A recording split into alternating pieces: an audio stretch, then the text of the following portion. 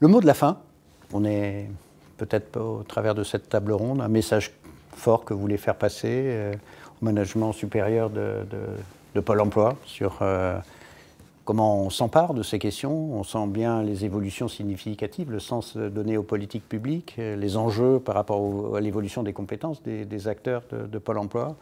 Si vous aviez un message à faire passer, Monsieur Laurent. Le message, ce serait, au fond, si je comprends bien, la révolution qui est en train de se produire dans la sécurisation des parcours professionnels et dans l'orientation tout au long de la vie, c'est de passer de l'idée du statut, voire du poste, à l'idée de la personne. Je crois que la deuxième révolution, c'est de comprendre que ces personnes sont dans un territoire, en quelque sorte. C'est-à-dire qu'il faut à la fois détacher les personnes d'un statut ou d'un poste, pour effectivement en faire des vecteurs de compétences et de capacités, mais il faut aussi réintégrer ces personnes dans un territoire donné. Et ce qui devient à ce moment-là central, dans l'idée de l'orientation, c'est l'idée de la boussole. Et donc c'est l'idée de la cartographie. Et je crois que si on pouvait avoir une idée très nette de la cartographie de l'emploi quand on arrive dans un pôle emploi pour essayer de se repérer et de s'orienter, ce serait sans doute extrêmement utile de travailler sur cette cartographie de l'emploi, finalement, ou cette topographie de l'emploi, parce que c'est vraiment ça, finalement, qui va faire la différence dans le fait de pouvoir ou pas développer ses capacités. Dominique Delettre, même exercice, un message fort à faire passer, ou des messages forts.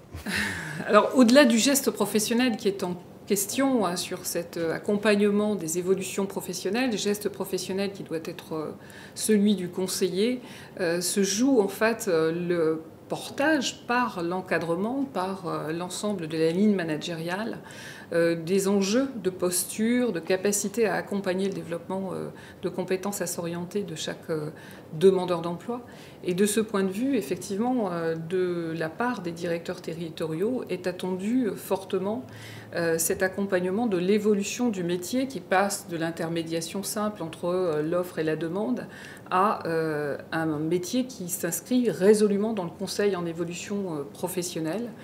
Donc cela suppose évidemment d'autres repères, en particulier sur l'organisation dans laquelle se déroule cette activité. Donc cette notion de temps dont on a parlé entre l'intermédiation rapide, l'accès à l'emploi immédiat et le démarrage très rapide aussi pour le coup, mais avec une durée d'intervention qui peut être variable en fonction de la situation de chacun, sur la question de l'orientation, de la capacité du conseiller à interroger le demandeur d'emploi sur son besoin en matière de finalisation, de fixation d'objectifs professionnels, et de l'accompagner, le cas échéant, dans l'acquisition des compétences qui pourraient lui manquer en termes d'accès à la formation. Donc ça, ce sont des sujets extrêmement importants qui concernent plus particulièrement les managers et en particulier les directeurs territoriaux, qui auront à la fois à travailler cette question de l'accompagnement des directeurs d'agence dans l'organisation des activités pour permettre la mise en œuvre de ces nouvelles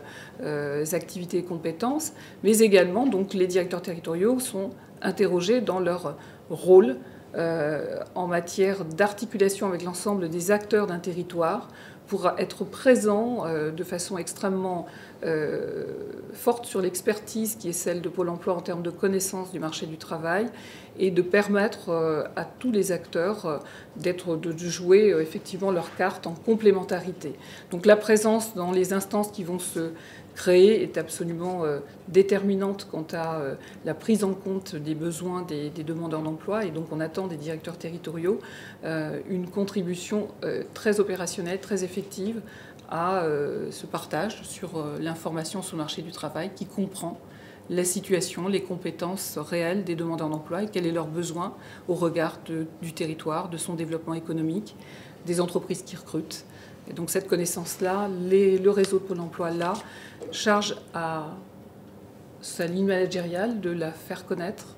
Et puis également de faire connaître notre offre de services. Je crois qu'il y a un sujet aussi autour de cette révolution qui est en train de se réaliser.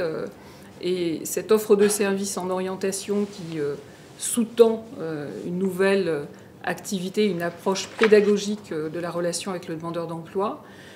L'ensemble des outils que l'on a développés dans le cadre de cette offre de services, qui sont réunis dans le guide méthodologique de l'orientation, notre référentiel métier, quand on parle de compétences, de capacités, notre référentiel métier qui est le ROM, sont trop peu connus et sont aujourd'hui pourtant des éléments déterminants quand on parle de l'information sur le marché du travail, des outils que l'on a développés. Il faut absolument les partager, il faut les faire connaître. Les directeurs territoriaux ont un rôle important du point de vue du partage de cette richesse, qui est une richesse effectivement à partager avec l'ensemble des acteurs. Et je le dis ici, c'est essentiel. Ce qui a été construit en termes d'ingénierie, et David a été un des acteurs, je dirais, de la construction de cette offre de service, c'est un fruit que l'on souhaite vraiment partager avec l'ensemble des autres acteurs. Donc partager le répertoire des métiers, partager notre guide méthodologique à l'orientation, partager les modules de formation orientation tout au long de la vie avec les acteurs et opérateurs qui en exprimeront le besoin. Eh bien, voilà, ce sont des moyens que chaque directeur territorial pourra faire valoir auprès de ses partenaires.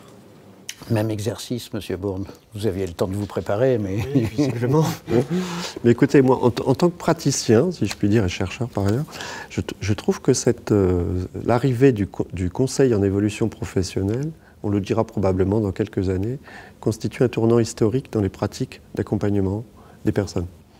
On va véritablement avoir ici une opportunité, tant pour les conseillers que les psychologues de Pôle emploi, d'investir le champ des ressources humaines dans son sens le plus noble du terme.